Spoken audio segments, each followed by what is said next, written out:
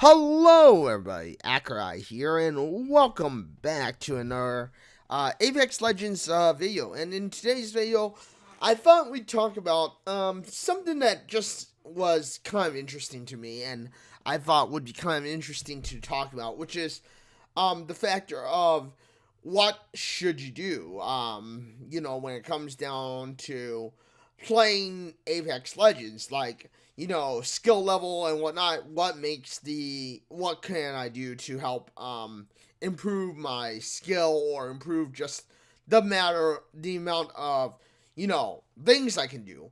For the most part, one thing you can do in this game is, of course, fiddle with your sensitivity. And you've, of course, not fiddled with your sensitivity before because you think it's perfect the way it is.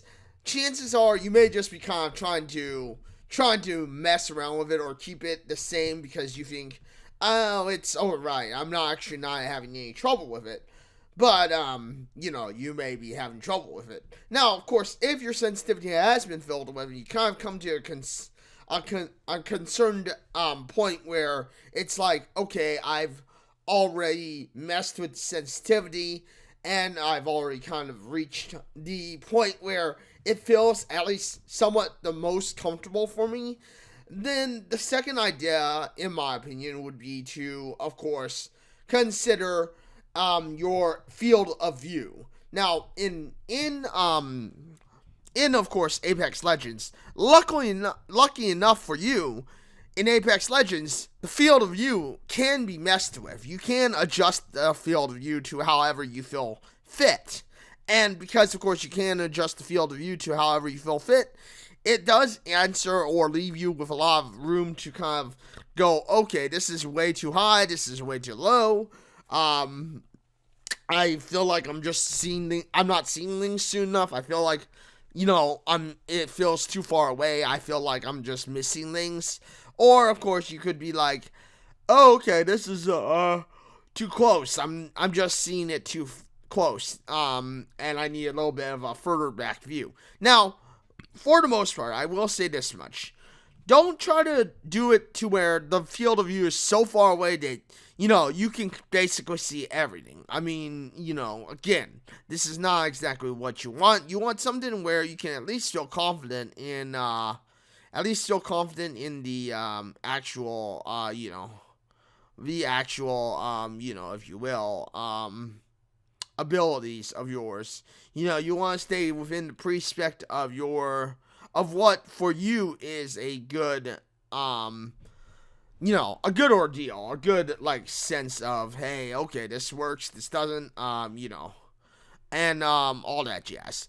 But with that having been said and whatnot, it does leave the answer or the question of, okay, now what do I do? Well, how do I progress? How do I, what can I do? If you're a console player or if you are playing, this game, for instance, on console, then, on console or with a controller on PC, then, if the adjustments have not given you enough, for say, then I would recommend trying to maybe turn off the rumbles.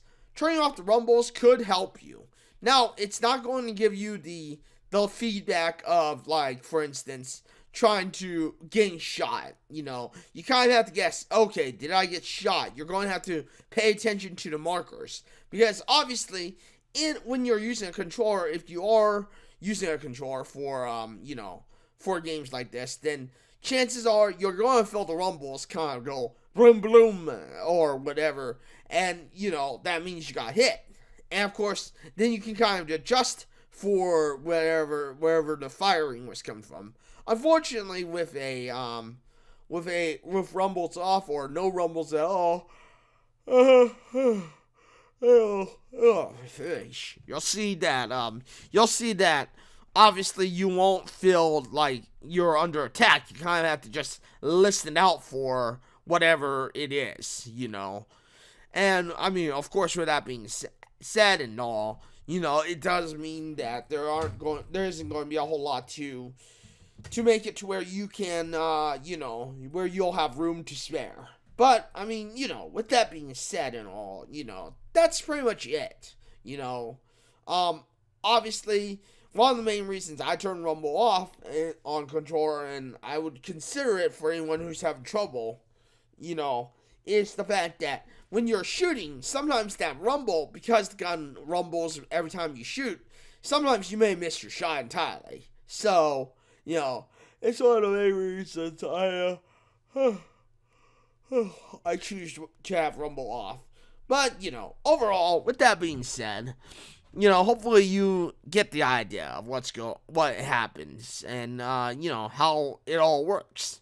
And with that being said and all, this is a bit of a short video, but, like I said, I just wanted to talk about the concerns, or even just the factor of, rumble on, rumble off, what's the difference, what's the point, why should I do this or that, and, that's just it, It's to, at least make it to where you can, to where you will feel comfortable with, what you're doing, and, and in turn, that should also help improve your so-called ability, like, honestly, you're going to find that your so-called abilities are, most of the time limited to just what you can do with a controller. And, of course, unlike mouse and keyboard, where you can pretty much pinpoint it, then, it does make it a little bit of a different story. But with that being said, that's just what I wanted to talk about. This is a bit of a shorter video than most of my other videos, as you already know, and probably as you can see. But with that being said, thank you everybody for joining me today on this little bit of a talks video, on this little bit of helping you improve your skills and just getting an idea of how to improve in the game overall. And with that being said, thank you everybody for watching this video. Thank you for joining me on this video. Thank you for stopping by. If you like this video, you know what to do. Hit the like button, get subscribed, hit the bell notification, because I know you want to know when my next video drops next. Thank you everybody for joining me today on this video. Thank you for being here. Thank you for watching this video. And, until the next one, everybody, this is Accureye signing out and saying, farewell, everyone.